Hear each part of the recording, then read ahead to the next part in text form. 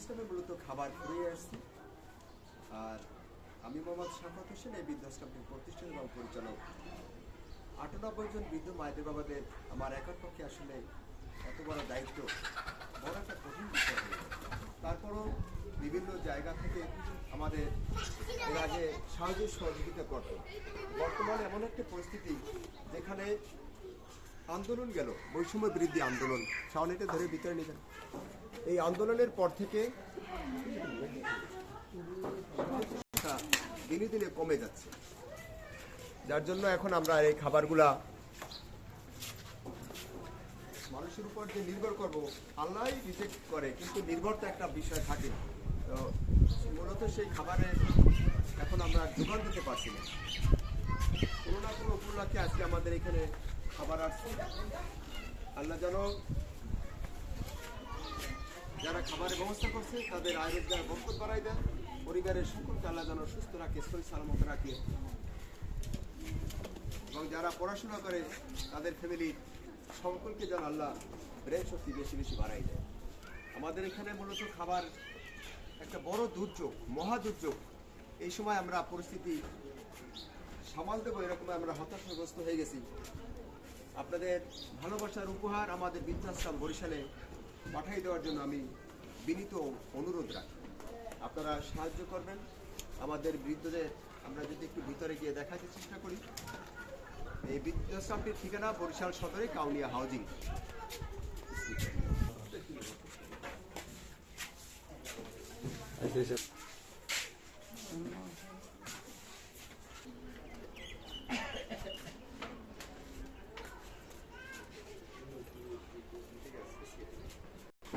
বাইরে লইয়ে নিচে রাখলেও যে স্যারেরা আজকে যে উদ্দেশ্য নিয়ে খাবার পাঠাইতেছে তাদের জন্য দোয়া করবেন আপনারা নামাজ পড়িয়া। আল্লাহ যেন তাদের মনের আশা এক মকসুদগুলো আল্লাহ পূরণ করে দেন।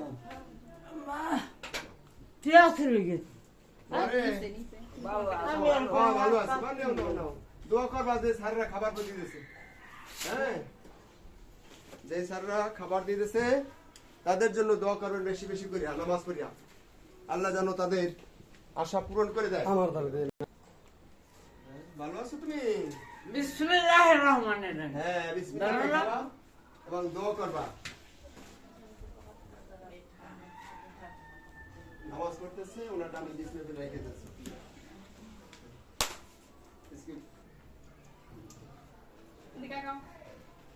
শিশুটা ধরা আছে না? না, ওটা নাই, বাদে।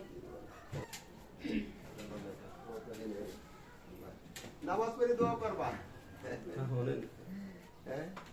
এই মাসির একটা দেন ভাই, সুন্দর মাসে। আমাদের এখানে ৯৮ জন সবাই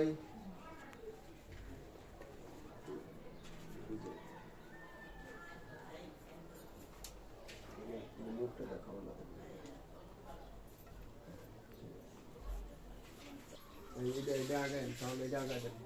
এই যে তোমার জন্য লুসুমণি, অনেক সুন্দর খাবার, দামিও খাবার, মজাদার। খাইয়া দোয়া করবেন আল্লাহ তাদের জানো আয় রোজগারে বরকত বাড়াই দেয়।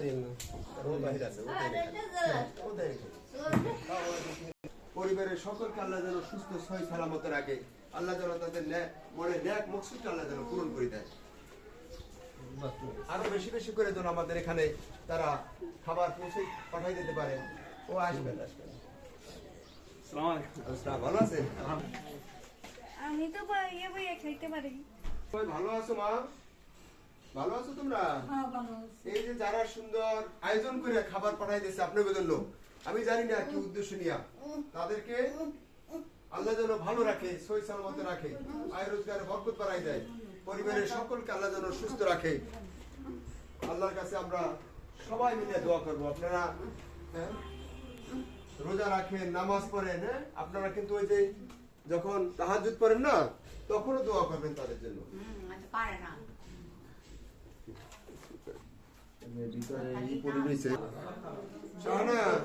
রোজা আসো আজকে? ইফতারি করার সময় খাইনি দুপুরে খাবারটা।